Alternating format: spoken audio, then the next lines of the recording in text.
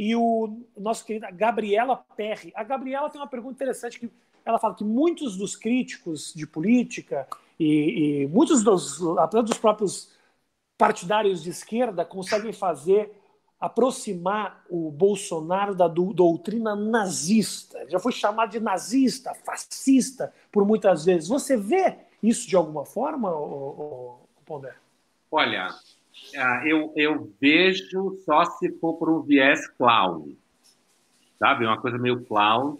E não há dúvida que o próprio nazifascismo tinha uma característica clown, só que muito séria. Eu acho que isso é um contexto, por exemplo, o Bauman falou no Modernidade Holocausto, sociólogo, que o fascismo italiano não teria conseguido realizar o Holocausto, porque era necessário a competência e a crença na própria competência dos alemães. Sim.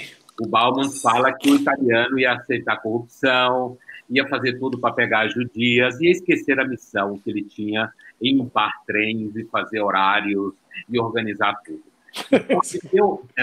Então, falta organização, falta cronograma. Né? Não tem Excel. Né? Os italianos iam se atrapalhar com o Excel do...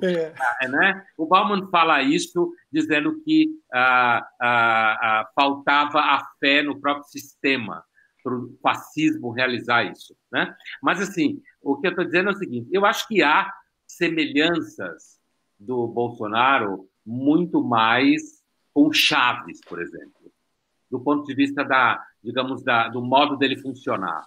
Querer colonizar o TSE, querer fazer a polícia trabalhar para ele, querer fazer o exército trabalhar para ele. É claro que isso é regime totalitário. Então, nesse sentido, é parecido. Sim. Agora, que ele não saiba dessa similaridade, que ele vai ficar chateado. Só mas ele é, na verdade, o cara mais parecido com o Chaves e o Maduro na América Latina hoje em dia. Né? Mas, assim, a ideia de que ele... Às vezes eu acho que se inflaciona muito o termo nazista, fascista, sabe? O discurso político atual acaba inflacionando muito o sentido. Então, nesse sentido, eu acho um pouco exagero. Com certeza. Imagine alguém que sobreviveu, né, a um campo de concentração falar assim, quer dizer que o seu presidente é aquele que manda a imprensa calar a boca, é nazista? Deixa eu te explicar o que é nazismo. Então, é exatamente essa questão. Me parece que há uma inflação, um uso abusado e abusivo, que acaba desgastando isso que você acabou de dar o exemplo. Deixa eu te explicar aqui o que foi o nazismo, entendeu? Agora, é claro que ele já teve frases agressivas com mulheres na Câmara, é claro que ele fez homenagem a um sujeito envolvido com a tortura na ditadura, né? E na frente da Dilma, que foi de péssimo gosto. Então, ele teve atitudes que o aproximam de uma certa republiqueta fascistoide da banana. Sim. Né? Mas, assim, é assim que eu vejo. Eu acho um pouco, do ponto de vista histórico, consistente, acho um pouco excessivo. Não que ele seja bonzinho, não é isso que eu quero dizer. Eu acho que ele é, na realidade, mais fajuto nesse sentido. Por que você, Pondé, por que o brasileiro, não sei se pode ser um pouco dessa realidade de redes sociais, onde a gente só escuta os gritos, né? Seja ele de que lado que for, grito é que brilha, né? Com muita luz, com muita cor, os comentários um pouco mais ponderados, um pouco mais segurando a onda, os caras que tentam fazer uma análise um pouco mais racional da realidade acabam não chamando tanta atenção quanto o presidente que grita ou o Lula que diz que o presidente é imbecil. Quer dizer, a gente está num momento em que o grito ele chama mais a atenção do que a opinião, do que o embasamento e que a própria informação. Por que a gente chegou num momento em que informação e a realidade já não é mais tão importante quanto... Só um pouquinho. Amor, segura um pouquinho, tá fazendo todo aquilo. Tá fazendo um frango para mim. Não posso nem criticar que é um franguinho para mim. Mas... Você está aqui ou nos Estados Unidos? Não, eu estou aqui perto do shopping Iguatemi. Eu tive que sair dos Estados Unidos. Não dava para ficar lá nesse momento gastando em dólar para não poder trabalhar. Não valia a pena. Aí você está perto do shopping Iguatemi, pronto a comer um franguinho que a mulher está fazendo. Que vida maravilhosa. O que eu tenho para reclamar com meu filho jogando videogame do lado? entendeu? Nada, O que nada. eu vou fazer para me meter nos Estados Unidos para fazer stand-up? Eu invento os negócios que depois não sei porquê. Mas você sente, a gente está vivendo nesse momento em que a realidade, que a informação já não tem mais tanto valor quanto o grito, não é um pouco, Pondé? Olha, te diria duas coisas. Primeiro, acho que uma das causas é porque agora todo mundo fala, certo? Todo mundo que conhece teoria de mídia sabe que a comunicação sempre funcionou com um pequeno grupo emitindo conteúdo e um grande grupo recebendo, chamado receptor. Agora, com as redes sociais, praticamente todo mundo pode e é emissor de conteúdo. Sim, sim, sim. Então, eu entendo que um pouco o que as redes sociais fizeram foi destampar a panela. Sim. Elas deram voz a quem normalmente só falava merda no almoço de domingo. Exato. Entendeu? Agora tá falando. Aí tem um filho da puta que vai lá e retuita a merda do almoço de domingo para os seus 14 mil seguidores. Aí o tiozão que só falava merda no domingo fala: calma aí, gente. Era só para os meus amigos aqui. É muito louco, né? Porque teve aquela. Eu me lembro aquele escândalo que teve o escândalo do teve um Masterchef Kids, que eram crianças que cozinhavam. Aí tinha um cara lá, um tiozão, que postou: essa menininha de 12 anos aí, que delícia. Ele tinha 14 seguidores.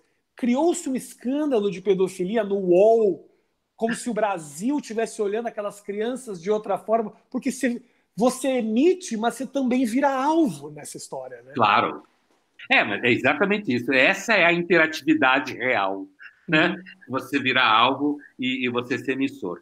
Agora, tem uma outra coisa, Rafinha, que aí do ponto de vista de análise de comportamento político, não do ponto de vista da teoria de redes sociais, que tem muita pesquisa nos Estados Unidos, principalmente, também na Inglaterra, e tem até um dicionário, pra você ter uma ideia, quando editoras como Routledge e similares à Inglaterra fazem um handbook, political behavior, certo? De comportamento político, quer dizer, o conceito de comportamento virou um conceito-chave em política, né? Então, você tem análises do tipo que mostram que grande parte, a maioria esmagadora das pessoas não se envolve com eles não se envolvem com política. Tá. Inclusive porque ela está mais envolvida com o celular que ela vai comprar. Tem uma teoria que se chama rational ignorance, a ignorância racional. E o cidadão comum escolhe ser ignorante de política porque ele sabe que o voto dele não vale porra nenhuma. Né? Então, ele se envolve com o celular, com o carro, com a casa, com a mulher, com o cara, tomar decisões que importam a decisão dele. Na política, ele vale um voto, então foda-se. Né? Sim. Então, ele escolhe não entender nada de política. Com as redes sociais, isso mudou um pouco, porque você entrou no ritmo de poder, pelo menos aquela bolha ali, ficar xingando e falando mal.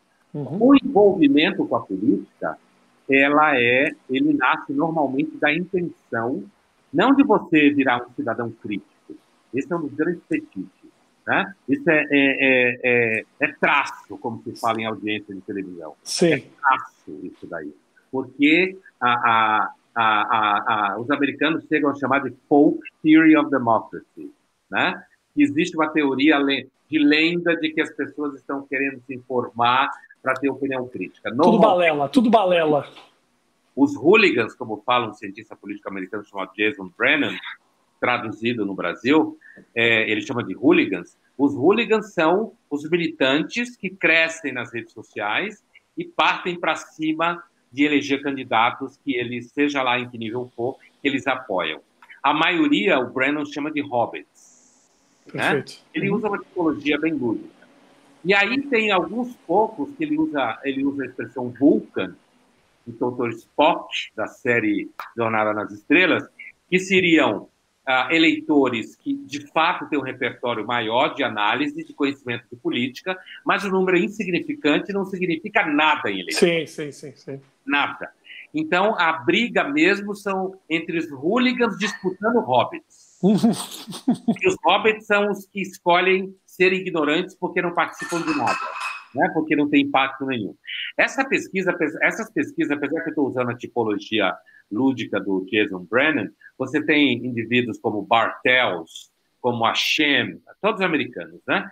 Que fazem essa análise comportamental. Tem um volume muito bom americano, um dossiê, na verdade, de pesquisa de comportamento, chamado Democracy for Realists, Democracia para Realistas. Uhum. Eles mostram essa folk theory, essa ideia de que gente culta necessariamente não é hooligan. Não, a gente sabe que não é. Na universidade você tem muitos ideólogos radicais associados à esquerda, normalmente, e tal. Mas você tem pessoas, tem médicos hoje que falam que o Bolsonaro é mito, que fecham com o Bolsonaro. Eu estou falando médico, porque normalmente médico é a figura que hoje em dia está na cena, né? Sim, uma sim. pessoa mais informada, que combate a epidemia e tal. Então, Rafinha, a verdade é que esse ruído todo... Você sabe que o Tocqueville, que foi aos Estados Unidos em 1831, e fez a primeira grande análise da democracia moderna, no volume chamado Democracia na América, né? Ele disse que a democracia americana é bavardeuse, tagarela. Em 1831, todo mundo tem opinião, todo mundo acha que pode falar sobre alguma coisa, certo? Então, acho que esse fenômeno de que a gente vive hoje, na verdade, a democracia nunca mais vai não ter ruído. Mas isso é positivo ou é negativo? Porque também é interessante ver o povo participando do processo democrático, essas discussões, pessoas de alguma forma opinando ou até tentando entender, mas a verdade é que também, aí eu concordo com você, está muito mais na vontade de expressar do que de tentar entender, né? E na vontade de convencer os outros também. Perfeito. A questão do hooligan, né? Ele entra no pau na discussão, não é porque ele quer ouvir o outro, ele quer fazer com que o outro pense como ele. Mas a sua questão sobre ser positivo e negativo, né? Esses autores que eu citava, eles estão numa corrente que a gente costuma chamar de ciência política cética, empírica, e não é normalmente o que a gente pensa o tempo inteiro, que é pensar as virtudes da democracia para salvá-la. Quando a gente diz, por exemplo, Bolsonaro, na democracia ninguém fala quem manda aqui sou eu, e quem manda na democracia são instituições. Sim. A democracia é o regime cujo principal entrega dela, a principal meta dela, é que ninguém mande nada. Por isso tem muita gente que acha ela incompetente. Perfeito. Os chineses, como os chineses acham. Sim, né? sim. Mas, claro que, de certa forma, é positivo que as pessoas tenham mais acesso à informação, isso é positivo. Mas o que eu acho interessante, Rafinha, dessa nova, que não é nenhuma tradição, que é relativamente nova, nasce nos Estados Unidos por volta dos anos 50, essa linha de ciência política mais comportamental, Kaplan, por exemplo, é um autor, olhar para a democracia comportamentalmente, porque isso ajuda, inclusive, a defender a democracia dela mesma. Perfeito.